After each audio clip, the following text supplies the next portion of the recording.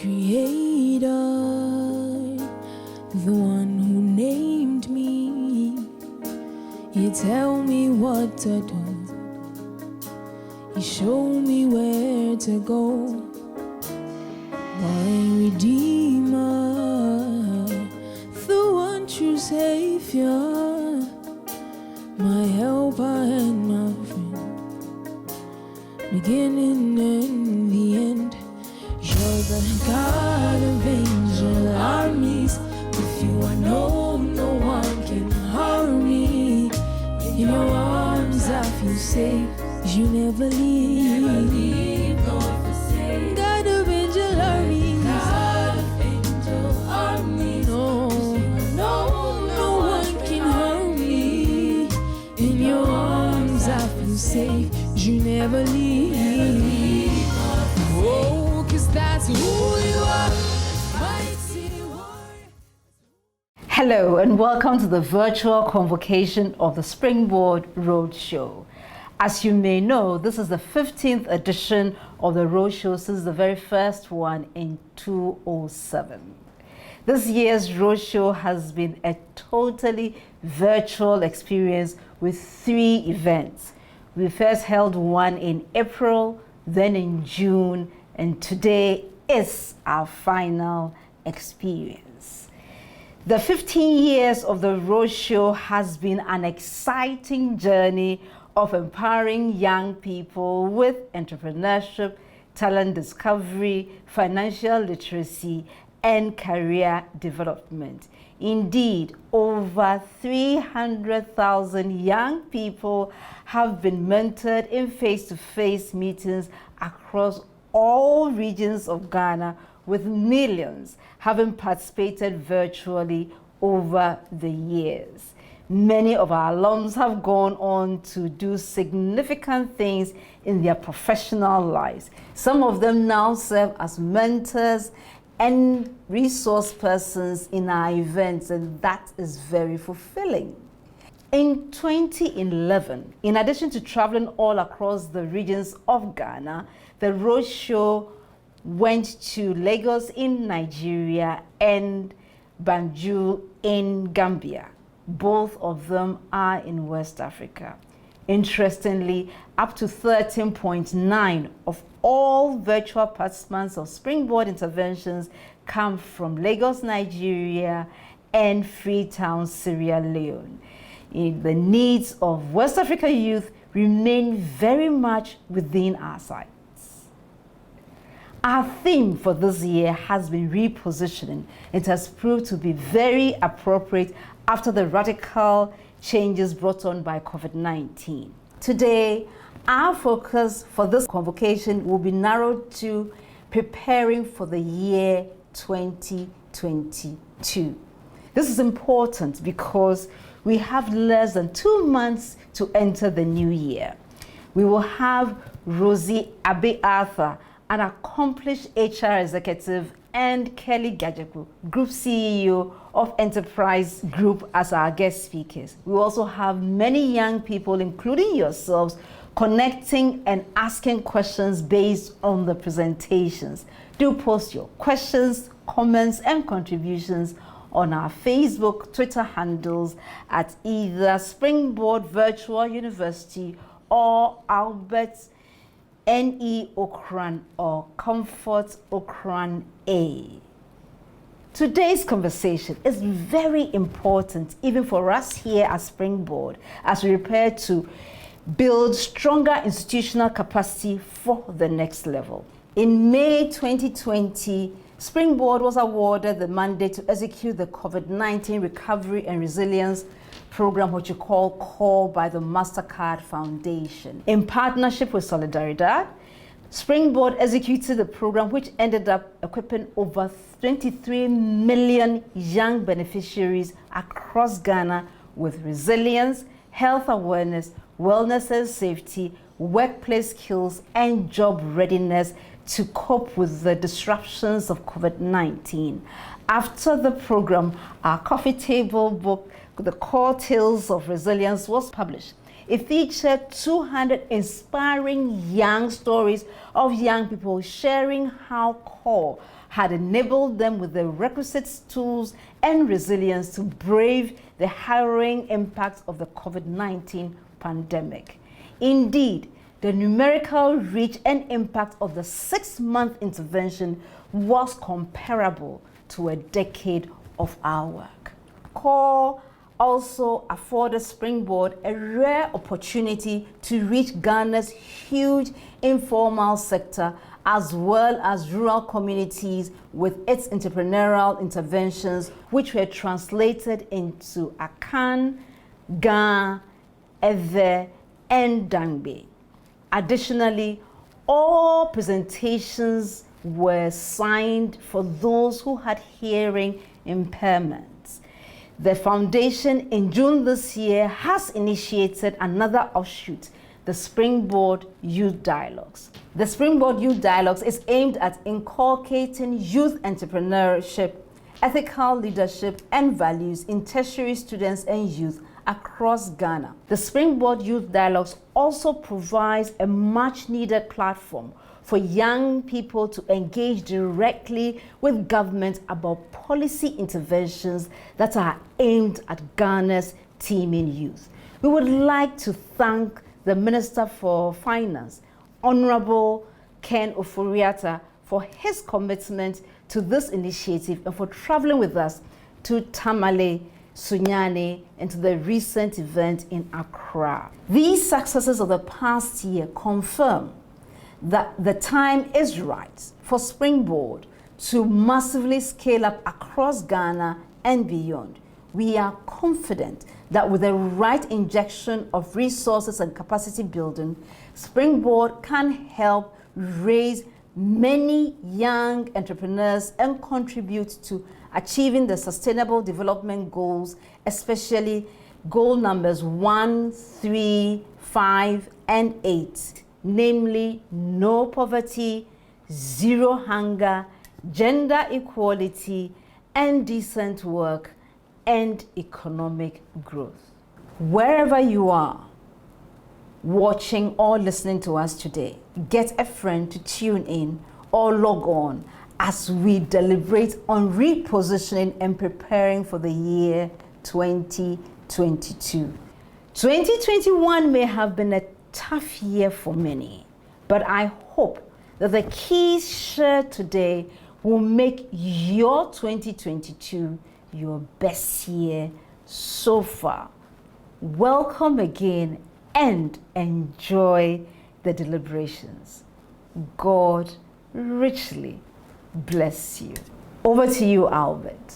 Thank you very much, Comfort Okran, Executive Director, Springboard Roadshow Foundation, compressing 15 years of Springboard into your 5-minute opening remarks. It's now time for us to scale up to the next level. And we want to start with our presentations, one of 2 presentations today, and I'd like to introduce our guest speaker for this session. Rosie Ebe-Arthur is a top professional with over 25 years of business and HR experience. Rosie was the group head of human resource at First Bank Nigeria Limited with oversight over employees across Nigeria, UK, Ghana, DR Congo, Guinea, Gambia, Sierra Leone, and Senegal. She has worked in leadership positions in the banking and consulting industries in multinationals like Ernst & Young, EcoBank, and Standard Chartered Bank. She was also awarded the Exceptional Woman Leader of the Year in First Bank.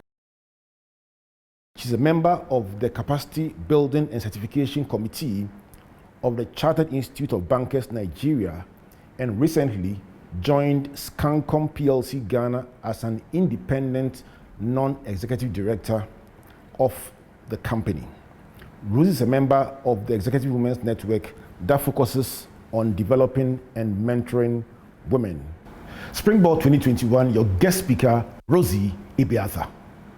Write the vision and make it plain upon the tables, that he may run that readeth it. My name is Rosie Ebe-Arthur, and I believe I'm the best HR professional this side of the Atlantic. I will come back to this later. Thank you for sharing some of your valuable time with me, especially as we come to the last months of the year, which I would describe as probably one of the most contrasting years of our time. The COVID pandemic hit us very early on in 2020 as a health crisis, which quickly morphed into an economic crisis, and it continues in its own cyclical manner to present and challenge in various ways. It has caused many of us untold grief, but has also presented many unexpected opportunities. Technology is said to have leapfrogged 3 years at least, and e-commerce has evolved 10 years within a year. Businesses have had to change their operating models, and individuals have also had to adapt to new ways of working.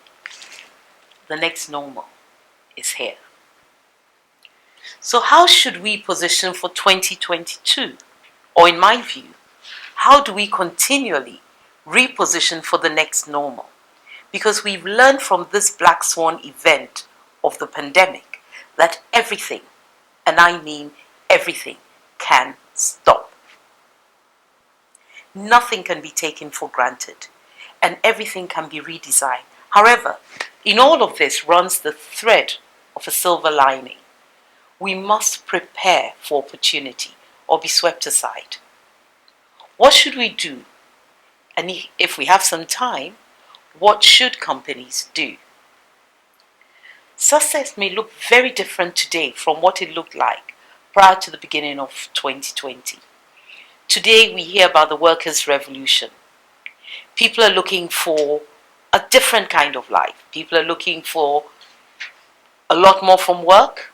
They're looking for flexibility, family time, wellness, balance, etc. Today's thinking, you may feel, is more towards the developed world than to us, but that's not the case.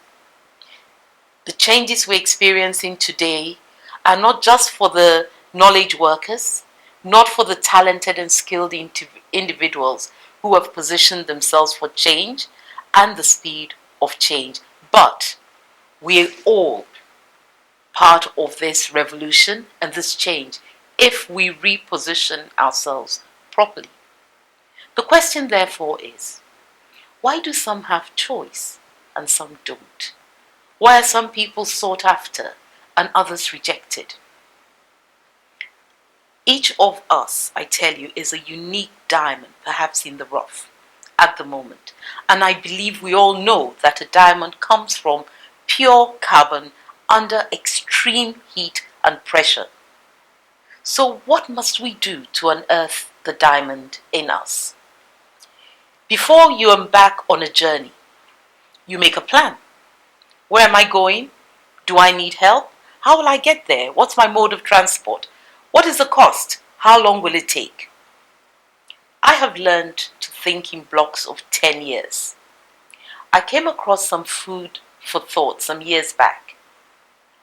And I learned from that 10 years is long enough to start a degree course, finish it, do a master's, and then do a PhD. You can meet your partner, get married, and have 2 or 3 kids in 10 years. You can buy a piece of land and build a house. You can start farming, coconut, cashew, cocoa, supply foodstuff, all within 10 years. You can start saving and investing in land, real estate, etc., and have an investment portfolio in millions of cedis, all within 10 years. You can also change your career and plan differently for retirement. So tell me, how many of you have set out your vision, aspiration, or plan? What is your purpose? What are you striving for? Define it, make it clear, create a mental picture. Do you look at activities simply as activities, or do you look at activities and how they align to your goal or your plan? Do you check your plan daily? Are you clear on how you're tracking against your plan? Is the vision clear? I put together a vision board last year as I was preparing to exit corporate life.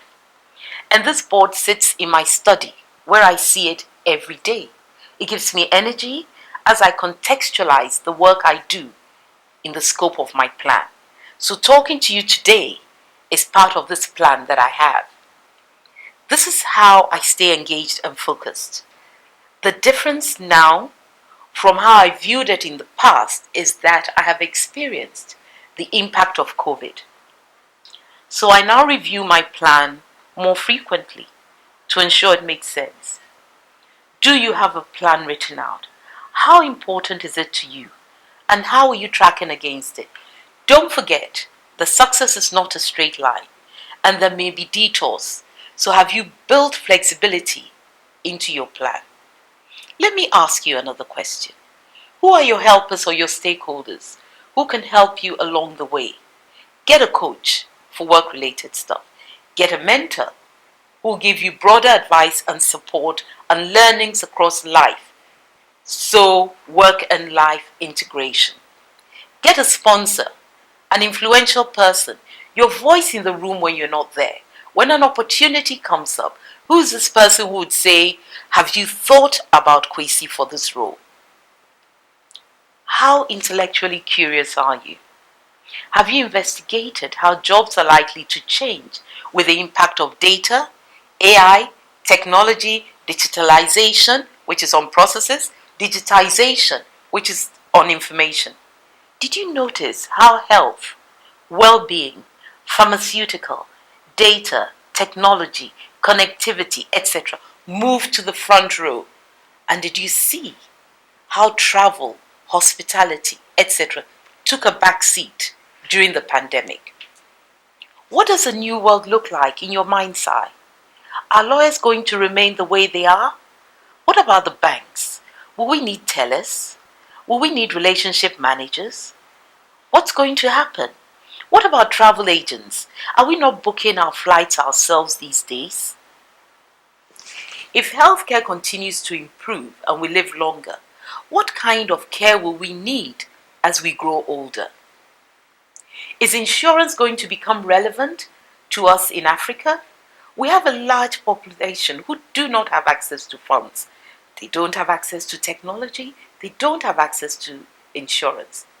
McKinsey, in their most recent research, said that looking over the next 10 years, and let me give you a few of the jobs that they believe through their research are going to be sought after.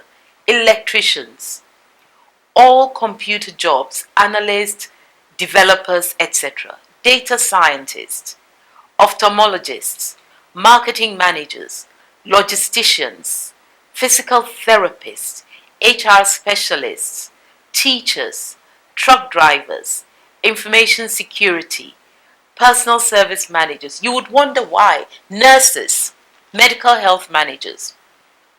Now we're experiencing in Europe a lack of truck drivers. Can you believe it? So DHL packages, etc. are getting delayed. Now we see that we are on our systems longer. So it's not surprising that ophthalmologists are going to be needed. We're going to have to take care of our eyes. Financial managers as well. Charles Munger said, and this is one of Warren Beatty's very good friends, he said, spend each day trying to be a little wiser than you were when you woke up. Become a learning machine. Remote working forced us to look at ourselves and our surroundings differently. And most importantly, how we manage our time and what we do with our time. We suddenly had more time, and yet we had to relearn how to use this productively and how to best integrate work and life. Creativity and innovation became the norm, right from businesses through to individuals. Dyson was known worldwide for making excellent hoovers for cleaning. They started making ventilators when COVID was at its height. Cottage industries sprung up everywhere and started producing face masks and making sanitizers. Instagram became a key vehicle of business. Couriers and delivery companies were everywhere. Restaurants and retailers moved online. Data is the new oil. Data is king. Employees are moonlighting. They're having side hustles and doing their main jobs. Organizations are struggling to retain their talent. What are you learning? Are you reskilling? Are you upskilling yourself? Have you made a personal commitment to yourself? Or you're still thinking about those nice purple high heels, or that aftershave, or that swanky belt? There is a global fight for talent because remote work has made talent fluid. You can sit in Ghana and be working for an organization in the UK, or in Singapore, or in Dubai, or in Kenya, or in Nigeria. So what have I done, and what do I suggest you think about? I've deliberately learned and adapted to outperform my peers. I'm a hustler. My hustle is real. I've cultivated a growth mindset. So developing my talent through hard work, through good strategies, relying on input from others, I'm able to collaborate, to develop, and to deliver. I learn from my mistakes and I grow. Talent is not static. I have considered what the critical skills are that I need for the future based on my plan versus changes in technology and disruption. I learned some years back about 3 goals in 3 months. Tell 3 people, 3 times 3 times 3. Set 3 goals over 3 months and tell 3 people who keep you accountable. I've thought about, what am I solving for? Have I identified a problem I can bring a solution to? What value am I bringing to the table? In Africa, for instance, we know that food and accommodation are critical. Are you thinking about these things as you reposition for next year? What jobs are coming up in the next 5 years? What skills do I need to build in order to stay relevant and marketable? I must adapt. I must change. I must pivot. I must learn. I must move from effort-based to outcome-centric. You will find that with remote working, a lot of people are managing outcomes. They don't care where you work. They don't care where you sit. They don't care when you come into work. They don't care whether you're working from home, but they care about your delivery. Are you prepared to invest in yourself? Employers are spending a considerable amount of time deciphering how will work be done. That is the content and the type of work. Who will do this work? Are they knowledge workers? Are they consultants? Where will the work be done? At home? At work? Abroad? Is it a hybrid type of work? What are we doing around apprenticeships? Do we need degrees or no degrees? Do we need experience to deliver? Because we're focused now on outcomes. Your life is really a sum of your choices. So each day you're choosing a different direction. Are your choices about your present self or your future self? These are some of the actions and my thoughts in this critical space. My values, which come from, in my life, the God factor in my life, determine my choices. My values determine my priorities, my relationships, my behavior, and my how. Honesty, integrity, courage, discipline, trustworthiness, hard work, empathy, resilience, and others that you may be thinking about as we talk about this.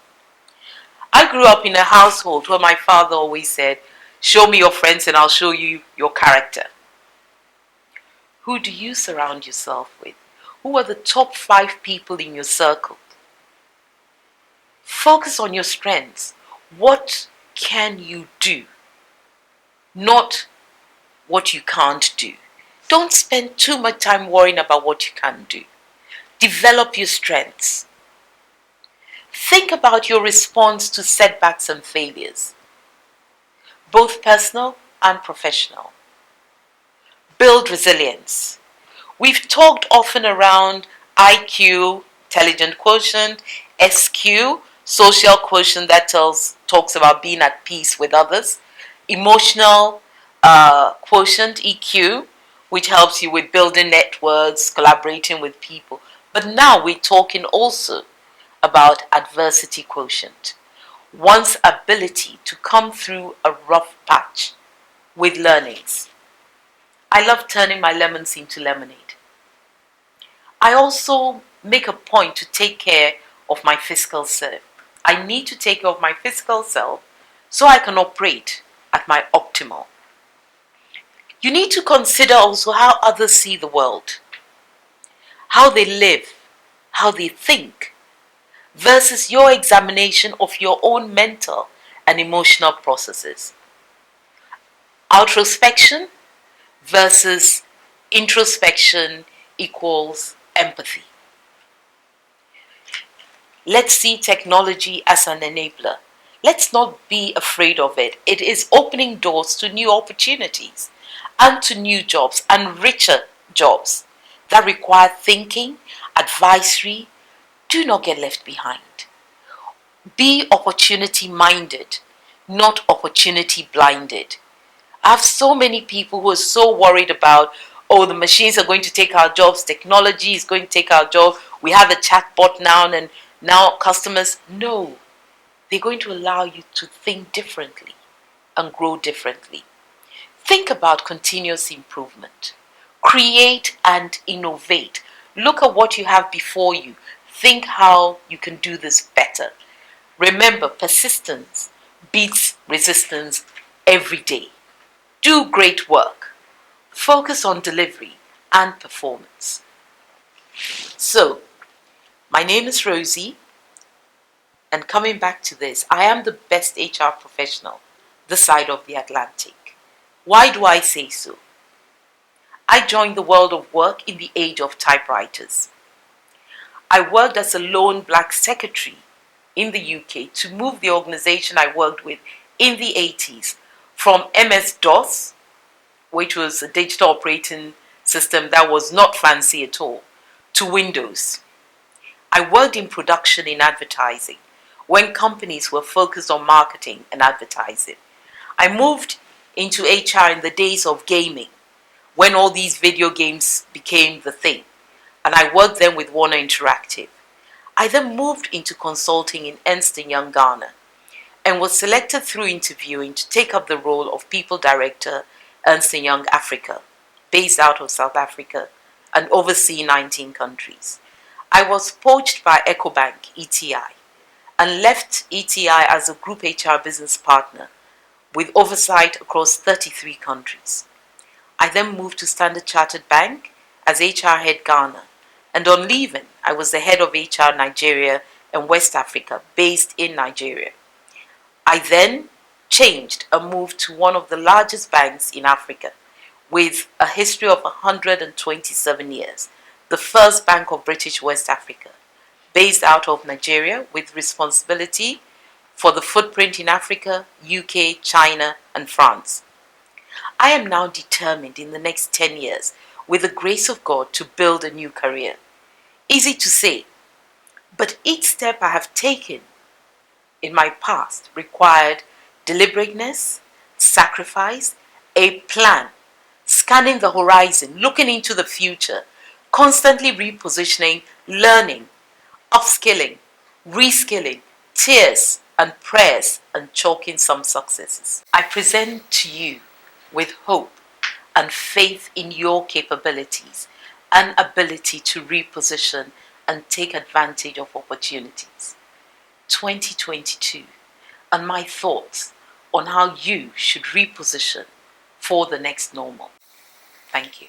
Absolutely phenomenal, Rosie. I loved the points, especially the one about 3 by 3 by 3. 3 goals in 3 months and tell 3 different people. What's your big point from Rosie? Wherever you are joining us today, just share it with us on Twitter with the hashtag Springboard, or post your thoughts on our Facebook pages at Springboard Virtual University or Albert N.U. Okran or Comfort Okran A.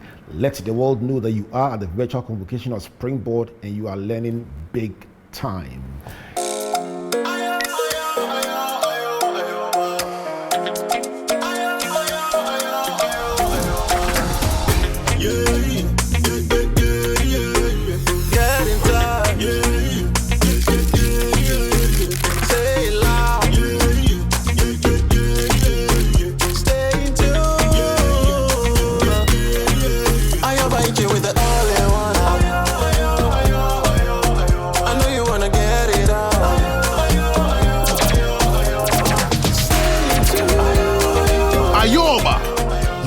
One app that lets you chat, call, read, play, and listen to music. Enjoy Ayoba with MTN. Download Ayoba now.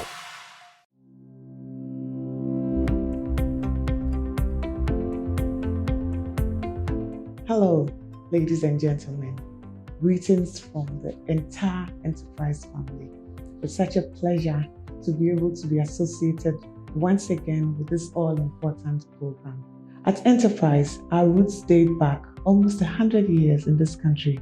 We started out as insurance, and because our roots are so strong, along the way, we've branched out into pensions, facilities management, and funeral services, and many more.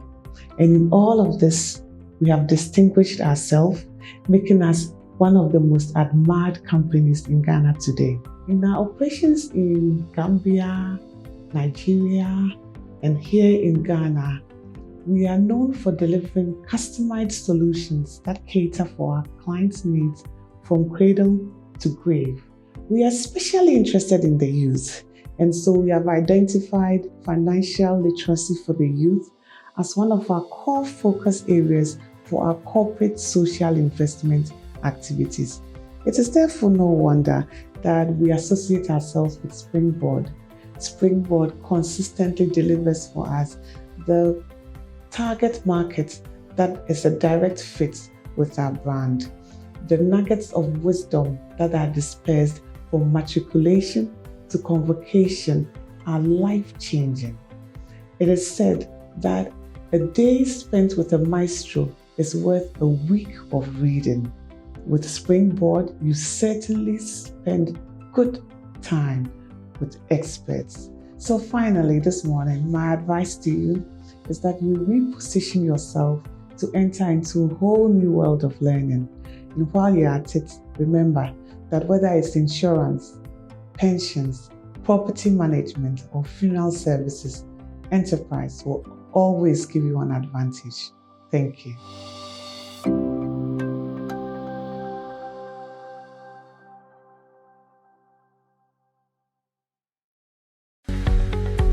UMB Bank, formerly known as Merchant Bank, was established in 1972 as the premier bank for the corporate and private sector in Ghana. From our very beginning, as the only Ghanaian bank serving all categories of businesses, we set a standard for excellence and innovation over the past 45 years. We've built a financially healthy and strong bank, demonstrated our commitment to our customers and to growing businesses, and exhibited originality and innovation at every turn. From operating solely as a merchant bank, UMB has over the last 45 years evolved into a fully fledged universal bank, offering services in the corporate, retail and private banking arenas, providing customers with an exceptional banking experience. Through the use of advanced technology and innovative products and services, UMB's 45 years showcase the bank's unyielding dedication to its customers, a move that has resulted in the growing and continued success of the bank. At UMB, our focus is built around people, service, products and technology. These are the key to our present success and our future triumphs. UMB's commitment to exceptional customer service has led to long-standing relationships. UMB has speed as their hallmark. Everything is faster because most of the time you want to get back to lectures on time. The customer service is excellent and is brilliant. Universal Merchant Bank provides us with ATM which runs 24-hour and serves the needs of students. Our modern bank, recognized for its innovative use of technology and distinctive banking solutions, including internet banking and customer-focused initiatives since 1972, we look to the future because we work for the future today. We invite you to share in our future. Our future starts now with you.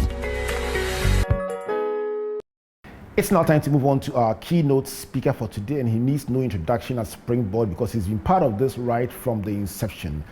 Keli Gadzekpo is the Group CEO of the Enterprise Group and the Chairman of the Data Bank Group. He has been part of this, he's spoken on this platform, and he's a big source of encouragement to all of us here at Springboard.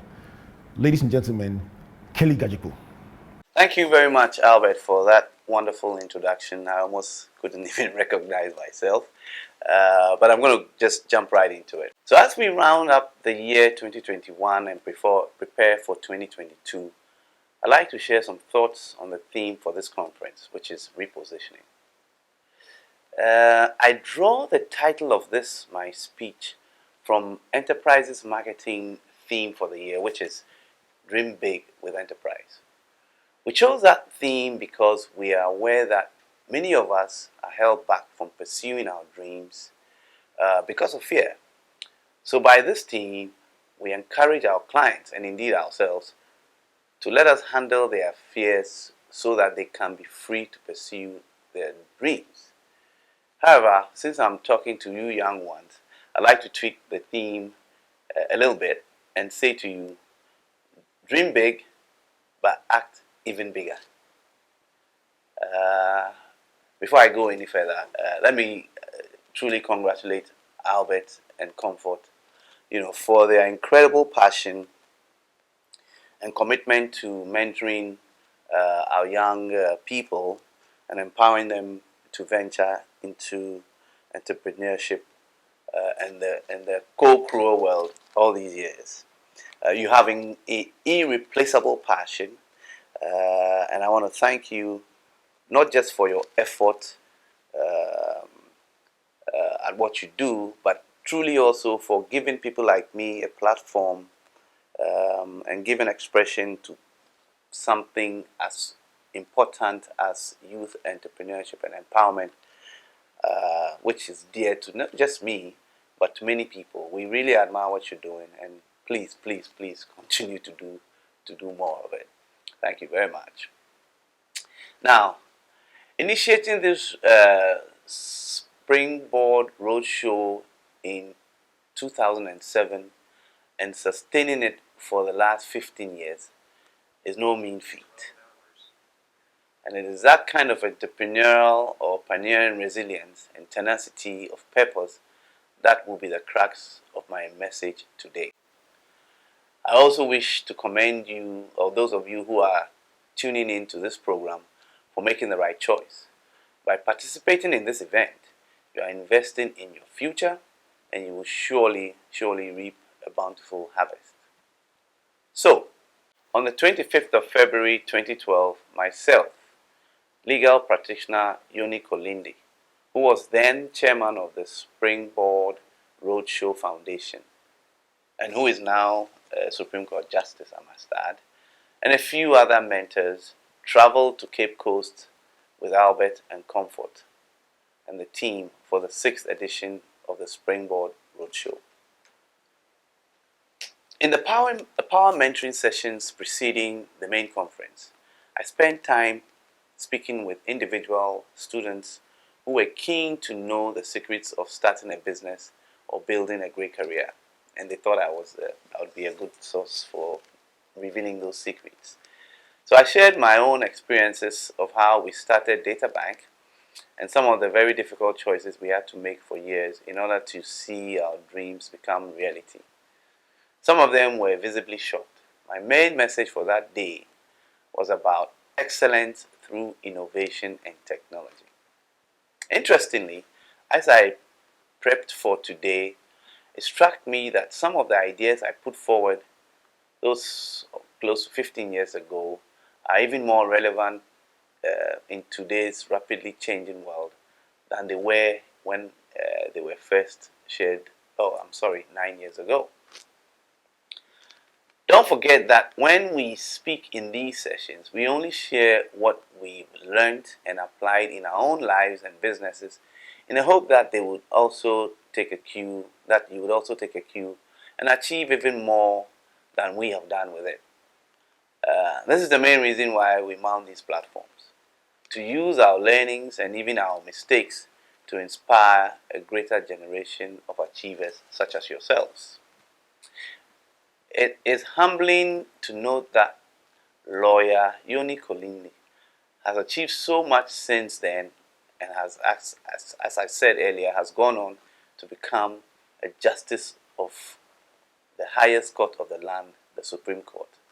I've also moved on from my role as Data Bank CEO to become board chair of the same Data Bank, and I've also taken up a new role with the Enterprise Group as its CEO.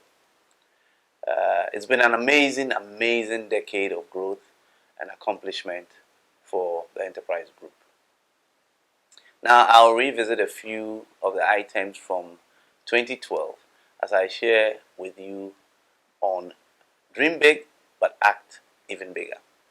Let me start with a quote from Ronnie Oldman, made popular by Dr. Claude Bissell. Dr. Claude Bissell was the 8th president of the University of Toronto, and the quote is as follows: "Excellence is the result of caring more than others think is wise, risking more than others think is safe, dreaming more than others think is practical, and expecting more than others think is possible." Now, excellence has always been one of my favorite words. It is no wonder that it found itself into one of the 5 values of enterprise. I personally believe that in everything you do, if you do it with a commitment to excellence, you will succeed. If you approach 2022 with a mind of excellence, you will surely succeed. There's an age-old adage that says, aim for the skies and the worst you can do is to fall on top of the trees. And for those of you who have a keen memory or who I suppose might be old enough, this is something I said in 2012 to those who were gathered at the Springboard event back then. Excellence can be defined as the quality of being unusually good and surpassing ordinary standards. The difference between being excellent and being very good is that it's just that extra touch. That is where the idea of surpassing ordinary standards come in. Excellence is simply a commitment to do more. Not surprisingly, each of the 4 blocks in the quote on excellence, which I just delivered, involves doing more than what others ordinarily would do. So let's take another look at each of the 4 as we prepare for the year ahead. Number 1, care more. Care more than others think is wise. The sole reason we are in business is to make life less difficult for our clients. That's according to Matthew Odges. Most businesses are born out of caring for our clients and designing solutions that meet a need in their lives. If you want to become an entrepreneur and your primary focus is on making money without caring about your clients, your stakeholders, and your community, cannot build a sustainable business.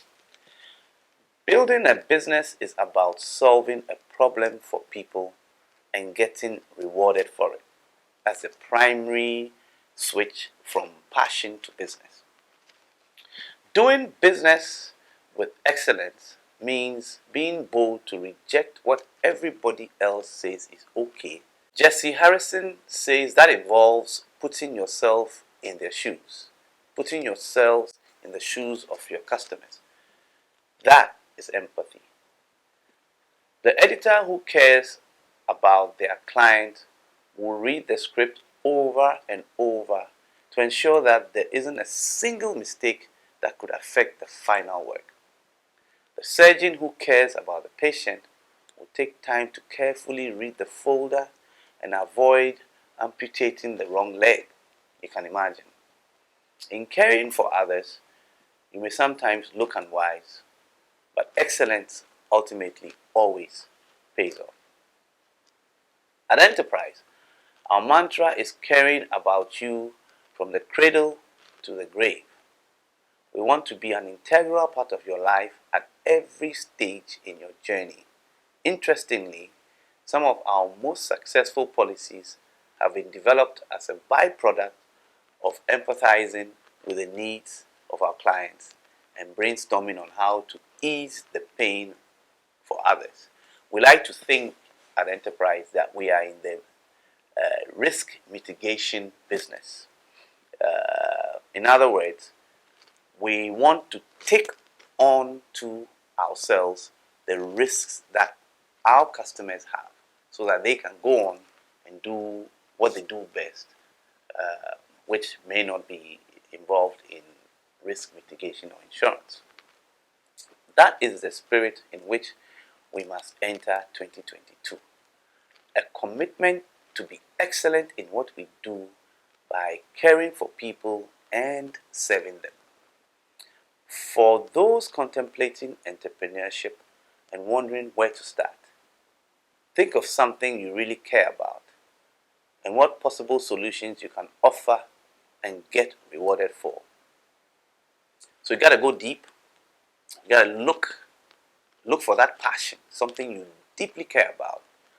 And then the way to monetize it would be to add the, if you like, the commercial model. So it's got to be something that people will actually want to pay for, that responds to a need. And then when you monetize it, it becomes your passion, that you're sharing with others, but you make something in return. In 2022, care more for others than they think or than others think is wise. Number 2, risk more.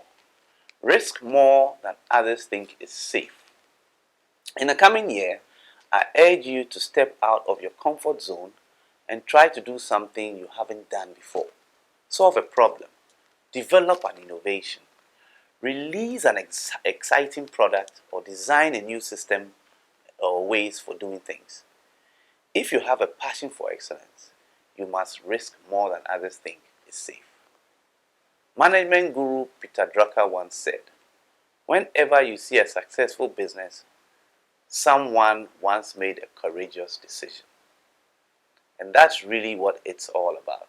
I want to pause and express my admiration for several young entrepreneurs who have ventured out in the past few years doing things in fashion, food delivery services, agribusiness, technology, and some really very exciting and innovative product and service lines that simply did not exist just a few years ago. In fact, to be quite frank, over this immediate past period of COVID, a lot of what I'm seeing you young people doing didn't exist even before then.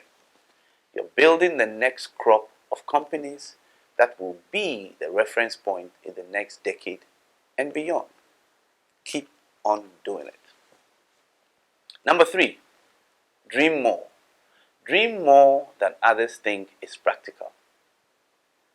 Whatever you can do or dream, you can begin it. Boldness has genius, power, and magic in it. That's a quote from Johann Wolfgang van Goethe. Dreams are powerful. There are many people who will tell you that they dreamt about the venture and went on to build it. If you act on things that are a part of your heart and move from the dream stage into actualizing them, the dream will become your reality. So dream. Feel free to dream and dream big. I dream a lot.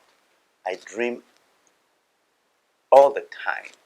There isn't a point in time that I don't take whatever craft, whatever product, and turn it around and dream for it to become bigger. If you act on those things that are on your heart and move from the dream stage into actualizing them, the dream will become your reality. So please, dream and dream big. Even if your dream sounds funny to others, you notice that they actually don't sound funny to you yourself. So laugh, but don't laugh. For all you know, a technology is about to be released that will make your dreams so easily achievable. Dreams are at the heart of innovation, and if you let your imagination be fertile and free, you can come up with solutions to some of the biggest problems around us and create wealth in the process. I'll give you a typical example of dreams and innovation. We've told the story of the 5 people who approached us from the Bank of Ghana in the early days of Data Bank, saying they wanted to form an investment club. That was not our idea. We were approached by 5 people who said they thought that because of our skills, they would form themselves into a small club. So after agreeing to manage the investment club for them, the numbers began to increase. And that's when our dream or our dreams also began. We began to dream that the whole of Ghana could become one big investment club if we worked hard at it. The dream became the inspiration for the building and the startup of EPAC, which today is virtually a household name or product for those who are in the business of investing and looking forward to securing a sounder financial future. So in the coming year, please dream more than others think is practical. Number 4, expect more. Expect more than others think is possible. The only limits you have are the limits you believe. That's from Wayne Dyer. Anytime you step out and try to venture out and do what others haven't done, the most likely response you will get is, "It can't be done." And the people who say that genuinely mean it. And indeed, to be fair, they don't even mean harm. They believe in what they see, but they don't believe in what you are saying because they can't see it the way you are seeing it. But that kind of language should not be a part of your vocabulary. Why do you say it can be done? Have you even tried it? The surest way to fail is not to try at all. That is a guarantee. If you never try, the only thing you can be sure of is that you fail because you will never do it. But what if your venture could be the next big thing to emerge from Ghana? What if the very same thing others tried and failed is what would make you most successful? Sometimes the best opportunities are born out of adversity and uncertainty. The difficulties around you may be many, and indeed, difficulties around us are many. Your limitations may be big, and the challenges around you may look unsurmountable. But decide to step out, confront them, and dare to be different by doing something about them. In 2022, expect more than others think is possible. Reposition yourself for 2022 with a sense of excellence by caring more, risking more, dreaming more, and expecting more. As you step out, let me leave you with a toolkit that anyone would need to make things happen for you, no matter your professional interest. These are simple, very simple attributes that anyone can learn to apply in your work or business as you seek to become excellent. Number 1, time. determined to be known as a punctual person. Brand yourself to become known as a punctual person. A person who is always on time is seen as a serious and dependable person. I know of a gentleman, let's just call him Mr. Smith, who is such a habitual latecomer that even though he's very much alive, his friends call him the late Mr. Smith. Now you might laugh, it may sound funny, but it's really not funny. Needless to say, he has not really accomplished much. If you form a habit of being late, you will one day miss a meeting with a potential financier or a potential supporter, or you will get to a place of good things happening, but the door will close just as you get there because you've come late. Always value time. Number 2, relationships. Cultivate valuable relationships on your journey. Business and life really is about people. Clients, regulators, staff, stakeholders, etc., etc. Take an interest in and value the people around you. Pay attention to your key relationships and your life and career will flourish. Number 3, trust. This attribute is really quite critical. Many CEOs and leaders are on the lookout to promote or assign higher responsibility to people they can trust. Be honest, trustworthy, and reliable. Always keep your word and be true to who you are, and you will make very significant progress. Number 4, tenacity.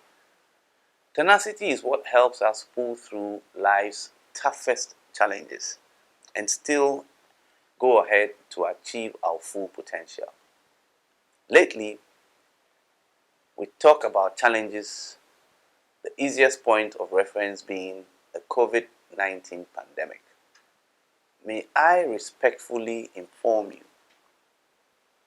may I respectfully charge you, may I respectfully let you know that you are hereby barred, stopped from using COVID-19 as an explanation or as an excuse for any sort of performance shortfall. The world has found ways of either overcoming its negatives, or we are learning to thrive despite the challenges of COVID-19. So it is time for all of us to get with the program. You will no longer use COVID-19 as the reason for a shortfall or use it as an excuse for not getting up to do something. I beg you, please. That short window has now finally and officially closed. I know of a 26-year-old man who was forced to suddenly relocate back to this country of ours from China when the pandemic first broke out, now close to 18 months ago. He arrived in Ghana with his wife and their newborn baby without, as they say, 2 coins to rub together. Within 6 weeks, he set up a solar installation company. Very little capital, no office, only a website. And today, about 6 months after, he has done over 100 solar installations and his business is still growing. His is one of thousands of such success stories that have evolved or have come about through this COVID period. Yours can become one of them. In fact, as devastating as the fallout from the pandemic was, it has taught us many valuable lessons. Lessons such as agile working, the need for prioritization of how we use our time and what we do, efficient use of time, particularly avoiding procrastination, And above all, the value of human relationships across the board, be it family, or be it your work colleagues or some social networks. We have learned innovative ways of staying together even while we are apart. Today, determined to flip the coin and take charge of your own life despite any challenges. Decide that 2022 will be a watershed year for yourself. Be tenacious. As we prepare to enter the year 2022, please dream big, but act even bigger. That way, you and I will meet at the top. So go ahead and come to the top, and I'll see you there. I thank you all very much, and I wish you the best deliberations for this Springboard event as you've ever had. Thank you. In a world where you can be anything, who will you become? When you can go anywhere, how far will you go? When your voice can reach every ear in the world, who will you inspire? When your money can travel faster and further, when you can tell a story in every language, whatever it is, wherever it is, and when you think you've reached your limit, we'll keep you going. Let's go. There once was a man who had it all.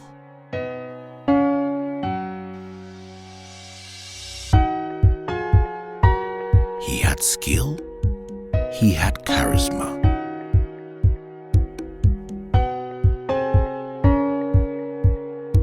He was loved by all, but above all, he knew the importance of helping others, lifting others up. He knew the importance of giving other people an advantage so that they too would use that advantage to help others. All you need is that advantage that sets you apart from the rest. And when you discover that advantage, life's challenges don't seem so daunting anymore. That's where we come in. Enterprise, your advantage.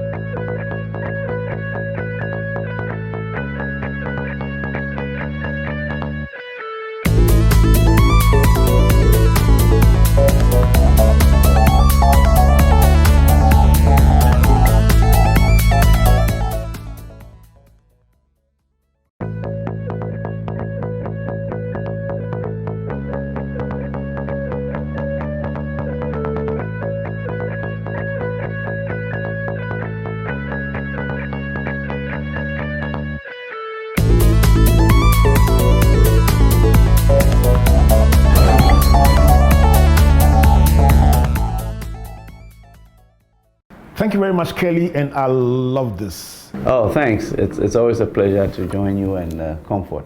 Great job done. Thank you very much.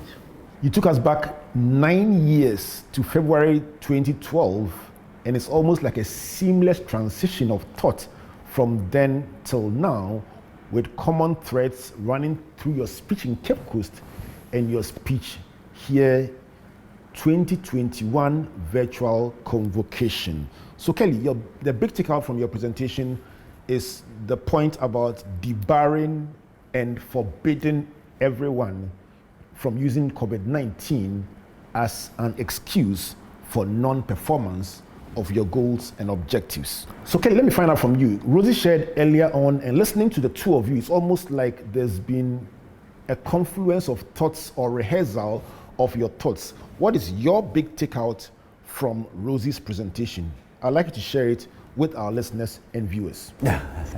Actually, you're right. A lot of what she said was part of my own reflection. But what she dropped a nice gem that she borrowed from Charlie Munger, who works with Warren Buffett. Something about you should try spend each day trying to be a little wiser than you were when you woke up. And the key over there is become a learning machine. I like that very much. I'm taking that, I'm working with that for this year. Because there's so much going on, and sometimes it appears rapid. So a bit of reflection and thinking through things ought to be become more of an everyday practice than maybe before. Let me cross over to Rosie and find out from Rosie. Rosie, you also listened to Keli after sharing your presentation. You must have said, wow, so much in common.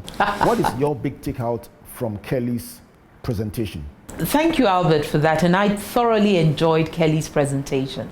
And I love the way he broke it down. What resonated with me the most in that was about brand yourself as a punctual person. It goes way beyond punctuality. For me, it's about showing up. And when you're a punctual person, it means you've thought about where you're going, what you're going to do, what you need to do when you get there. So you would have prepared. That kind of preparedness leads to dependability. When you give your word, you stand by your word. When you show up ready to do good work. People know that your word is your bond. It goes through all that. They build trust because they know that if Albert says he's coming, he is going to come. You can set your watch by his time. He will be there for sure. He will deliver the goods. So it transcends just turning up at 2 when you say 2 o'clock. A person who turns up on time thinks about what they're doing. The person who turns up on time plans. That person respects other people's time. That person is bound to pay attention to his or her network. That person is bound to think about what other people are thinking about with relation to the subject they're dealing with, because they would want to show up correct, as we say. So for me, that is a big piece of what I believe in. Turn up on time, turn up prepared, turn up ready, brand yourself as trustworthy, brand yourself as dependable, be interested in what other people do with their time, so show them the respect, and make sure that whatever you're doing, you are doing it because you believe in it, you're passionate about it, you care about it, and you've taken the time to think it through. That was a big piece for me that resonated with my own thinking as well. Thank you, Albert. If you just joined us, this is the virtual convocation of the Springboard Roadshow coming to you across various television, radio, and online networks. And wherever you are, tell us the big learning from today's presentations by Rosie Ebe-Arthur and Keli Gadzekpo. You can share them with the hashtag Springboard on Twitter and on Facebook on our various pages, Springboard Virtual University, Albert Eni Okran, and Comfort Okran A. It's now time for your questions, and not surprisingly, I have young people ready, willing, able, and alert on the line with your questions. Let's start with Celestine Agbedon, who's the Women's SRC Commissioner at Dominion University on the Spintex Road. Celestine is a Springboard alumnus. So let's start with your Springboard story. Celestine, over to you. Thank you so much. I've joined Springboard since 2011 at Trade Fair, which Dr. Mensah Otabel was part of the team, and also Dr. Keynote Uforiata was also part of the team that day. And I've learned a lot about working on your confidence, and also being able to face risks ahead of you. And through that, I'm able to stand in front of individuals and the youth and encourage other people to be able to pursue their goals. Through that, I'm now the Dominion University Women Commissioner. And I confidently say that within the next 10 years, I will come back with better stories than the current one I have. Thank you so much. Amazing Springboard experience, Celestine. What is your question, and who would you like to address it to? Thank you so much, Albert, for the opportunity. Rosie, I'm impressed about your corporate journey as a woman. I have observed as a student leader and a worker that few women are in position of trust like you. My question is, how can we encourage women to take up leadership responsibilities in the coming years? Thank you very much, Celestine, for that question, and a very interesting question, especially at this time. I see women moving up the corporate ladder very quickly, and I see women being supported by other women. And then also I see organizations coming together to form women groups. Indeed, I worked as the alternate chairman for First Bank Women's Network, which really focused on ensuring that our pipeline was fueled with women, but women of excellence. So mentoring for women is important. Helping them with the focus on financials and stuff like that is important. Often you find women saying, I'm waiting to have a family before I get on the corporate ladder. Role models are very important to women to show that you can have it all in today's world. Gone are the days when you either had to be a spinster, a divorcee, or on your own to achieve what we can see women do today. I believe now that knowledge is also very fluid and very open. So there's access, direct access to knowledge, and people are passionate about what they can achieve. So the support is coming through. The trust is coming through. The camaraderie, the networks are strengthening. So I believe more and more as we've started to see women are coming through in key positions, and they are pulling other women up with them. Thank you. Follow-up question for you, Rosie. So you spoke about women in leadership. Let me ask you about the growing number of women's executive networks. You are a member of one of them. How important are these women groupings in helping to build female executives? Thanks for that question, Albert. Great question. The women's networks that are coming up are critical to the encouragement and the development of women. I have found that being part of the EWN, the Executive Women's Network, I found that I've learned so much from some of the stuff that my fellow women folk are doing, their plans, their successes, the kind of work they're doing, the help they're giving in their communities, growing their communities, sacrificing for others. And I've learned so much from that. And then there's that learning of courage. When you see women do amazing things, I always read up on some of these things that I see done, and I go back and I think, I'm not doing enough. I need to do more. So it pushes me out there and helps me to recognize that there's a lot more that I can do, and I'm just not doing enough, because ideas flow when you listen to what others are doing, and you find that you can also help bridge some of these gaps. Thank you for that, Albert. Another follow-up question for you, Rosie. So on our road shows, very often Comfort will have an event on the wings of the main event, maybe the night before, with young ladies aspiring to be leaders, and spend time with them late into the night, hunting for talent and trying to guide or coach them in their career and other life choices. How big is mentoring in the developmental process for young people? Thank you, Albert. It would surprise you how much more we need to learn through mentoring. Whenever Africans are storytellers, and we love stories, and when you tell a story about your life, it will surprise you how it impacts others, how many other people are walking that journey and are struggling along the journey. And when they hear your story, they just get this feeling of, yes, I can. And they're able to reach out and do more. And also, they realize that there's help. And so it's so important that we mentor, that we guide, and that we choose the right mentors.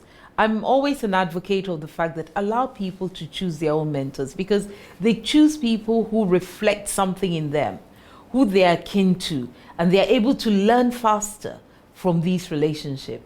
In today's world, mentoring is critical. We can't read everything. And in the old days, they used to call it watching Nelly, when you sit and you observe someone. Now we have the opportunity to engage, to share, and to grow together. So it is critical that we mentor other women and help them along this journey, irregardless of their age. Thank you. All the way from Tema, Selassie Fume, who is an educator and an author of 3 books, has a question for you. Over to you, Selassie. I'm very much inspired by the thoughts she's expressed and by her accomplishments as an HR expert. She mentioned faith as a key value for her, and I would want to ask her how faith connects with her accomplishments and how faith can help me to also attain some level of success. Does faith or believe in God or praying, for example, help one to attain success? Thank you, Selassie. Faith and prayer are the very fabric with which I'm made. And I have seen it. I have seen what happens when I pray and when we pray. In our home, we pray as a family. We pray when we are faced with challenges, etc.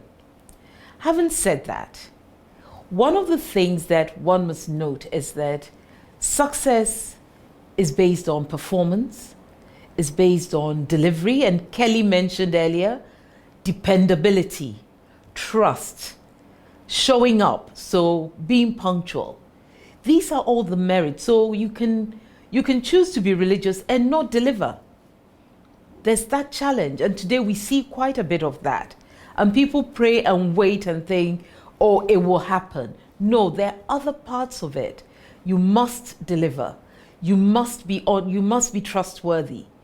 You must be dependable. That on top of dreaming big, caring about others. You know, faith is also around believing inexplicably in someone or something. And so I wouldn't necessarily look at people and say they don't believe in the God I believe in, so they shouldn't be successful. What I would like is for us to look at people who focus on the job at hand, who deliver it to the best of their ability, who are prepared to learn and to always stay ahead of the game, to do the right thing, to be dependable, to be trustworthy, to care, to take risk where it's appropriate for them. Those are the kind of things I'll be looking out for. So faith is important, and it's very important to me. And I hope that other people have other things that they believe in and religions that they believe in that help them to stay true to delivery and to making a change in the society that we're in. Thank you very much for that question. Let me come back to you, Rosie. And your question comes from Yusuf Mohammed, Greater Accra Regional President of the National Service Personnel Association. And I won't be surprised if the question is about national service and human resource issues. Over to you, Yusuf. Hi, Rosie. Hi, Yusuf. I would like to know, as an HR expert, as you are, and from your statements, you consider yourself one of the best HR in the sub-region.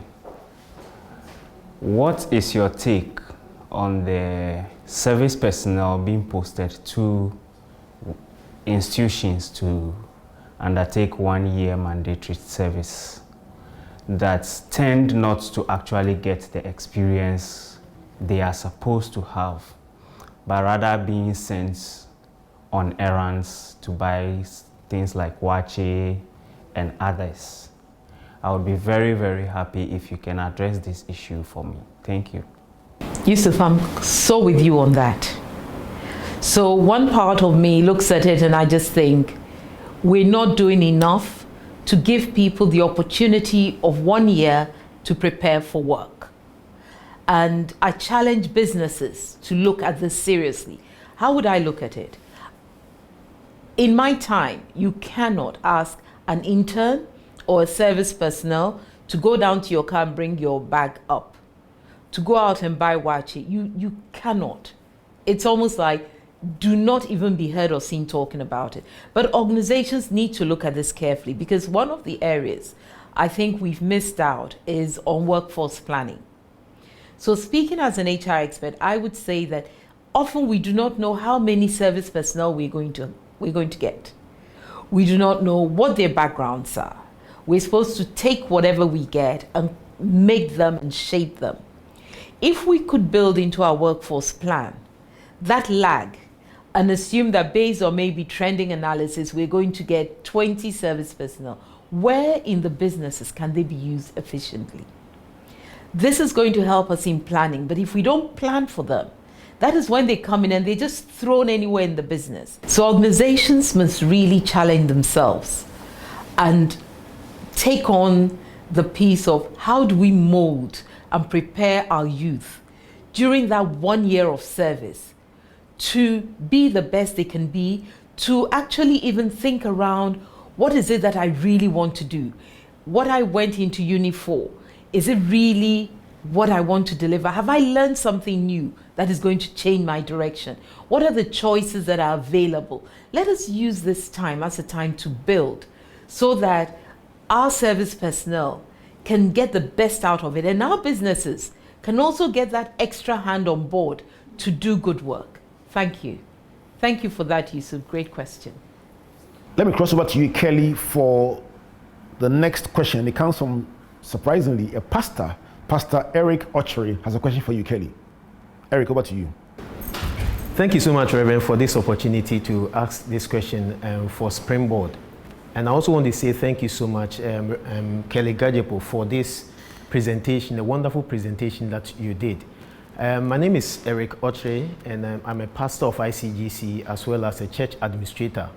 I listened to your presentation, particularly my interest is in about technology and how you leverage it for enterprise group and how you have used it to run these companies effectively. I want to know, how can I also, as somebody who works with the church, use technology to really run it effectively and also achieve our objectives as a church? Thank you so much. Wow, Eric, that's a really good one.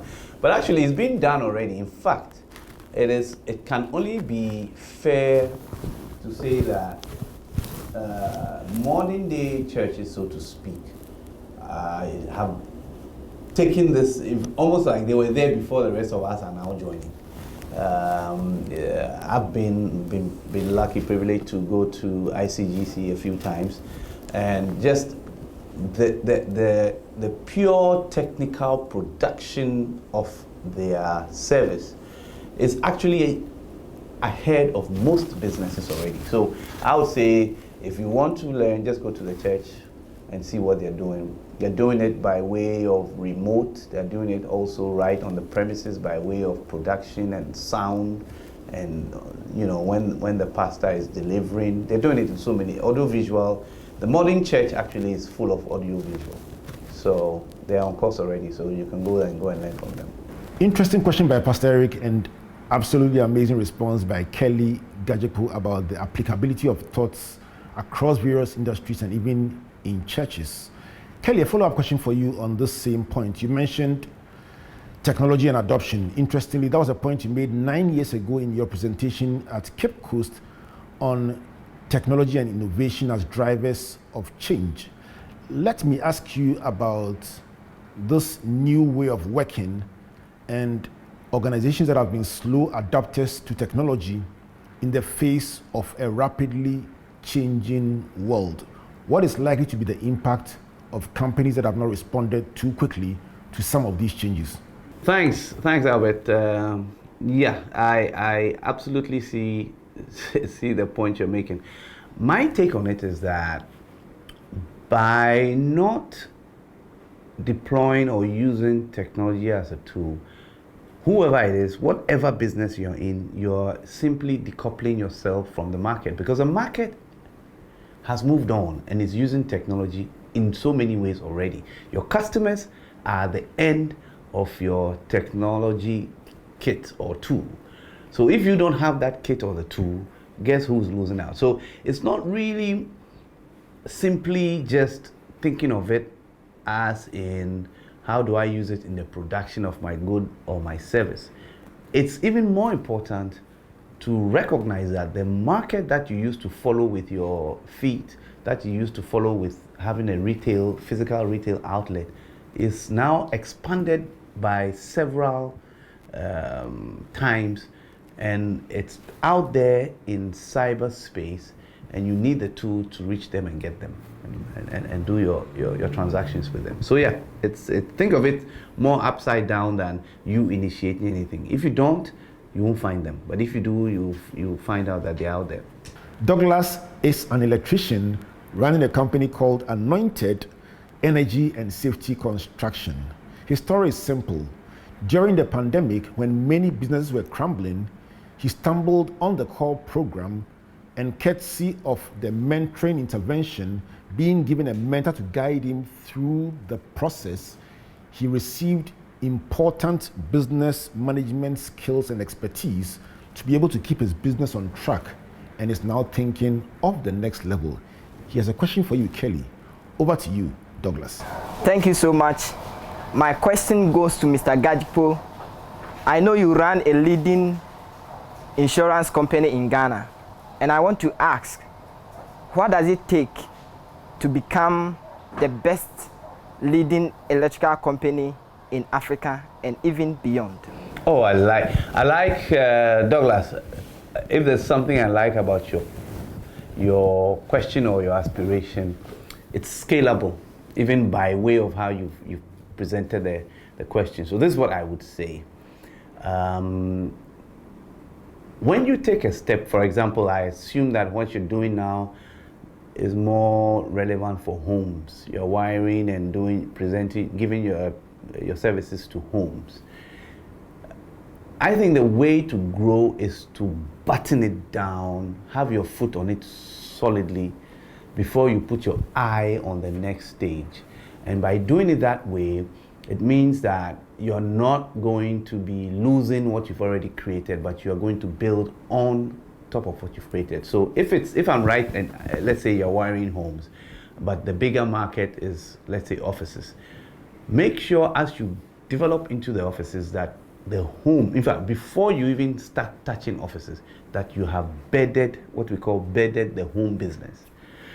If you do it properly, what it also means is that you can actually have structures which will allow you to pass on or delegate to somebody else who you can supervise as you now move to look for new pastures, which in your case might be, let's say, wiring offices, or maybe even laterally related, but not just for electrical wiring. So the important lesson there is bed what you have done, bed it down properly, so that whilst you move on to a wider scope, somebody else who you supervise can be taking care of it.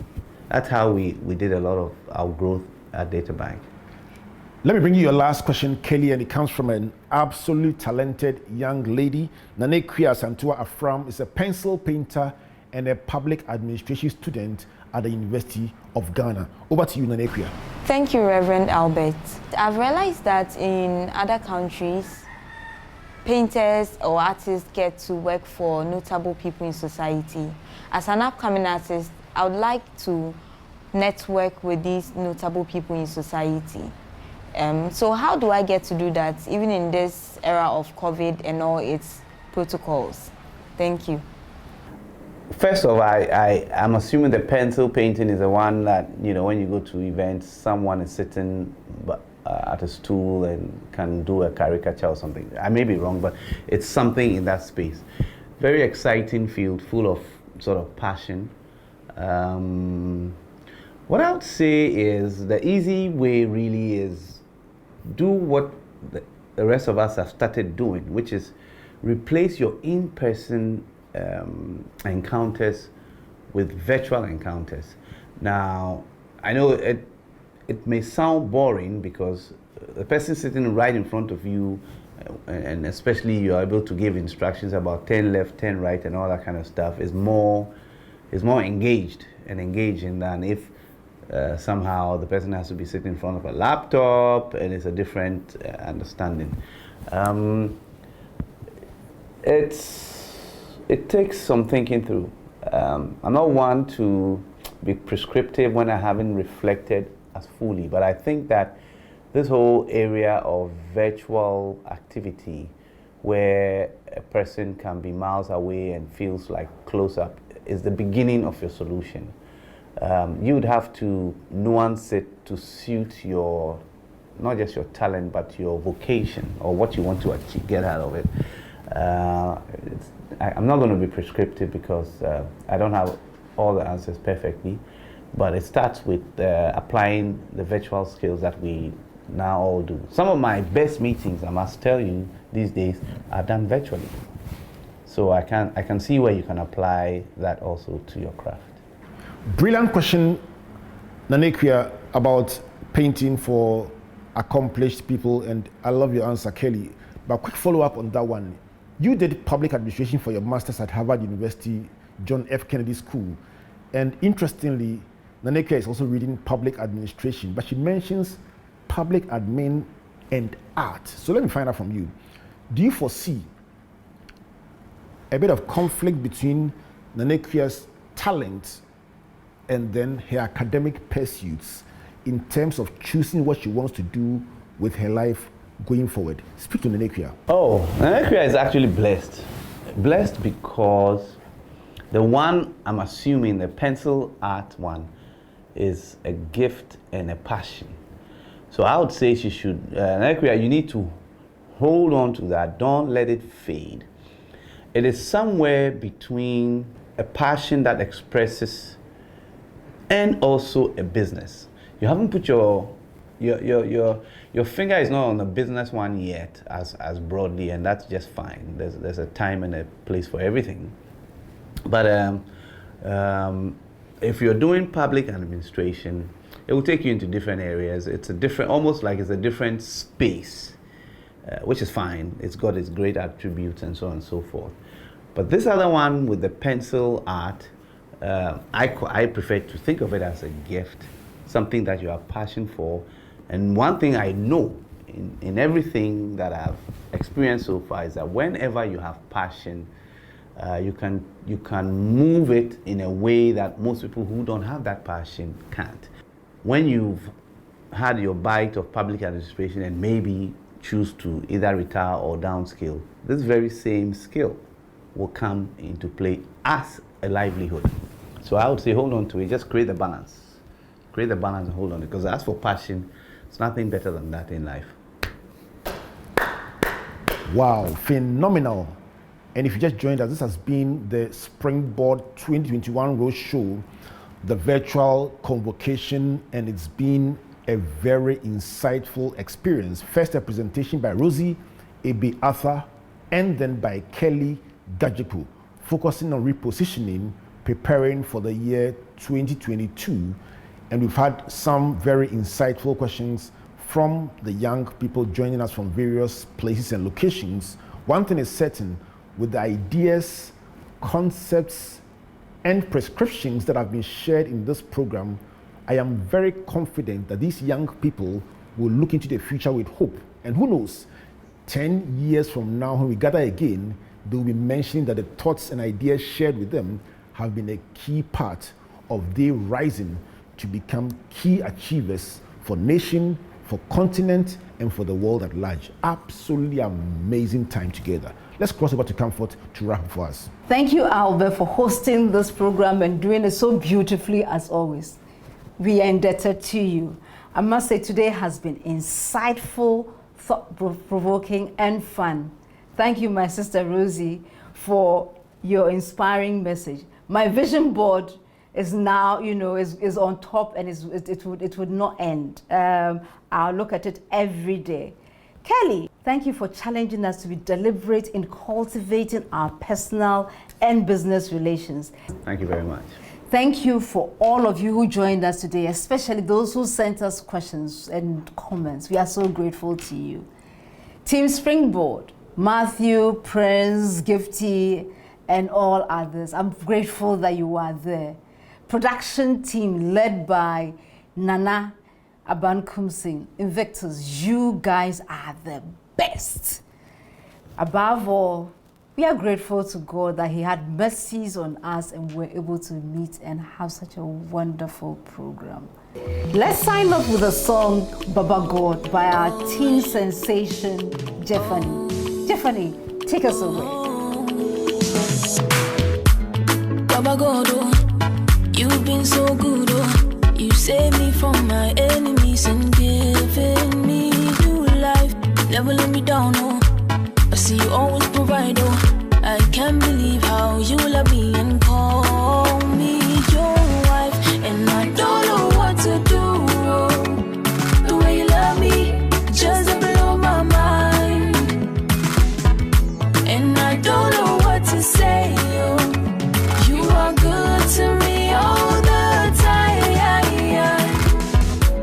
Baba God, oh, how can I ever repay you? Your protection, your blessings, your grace and your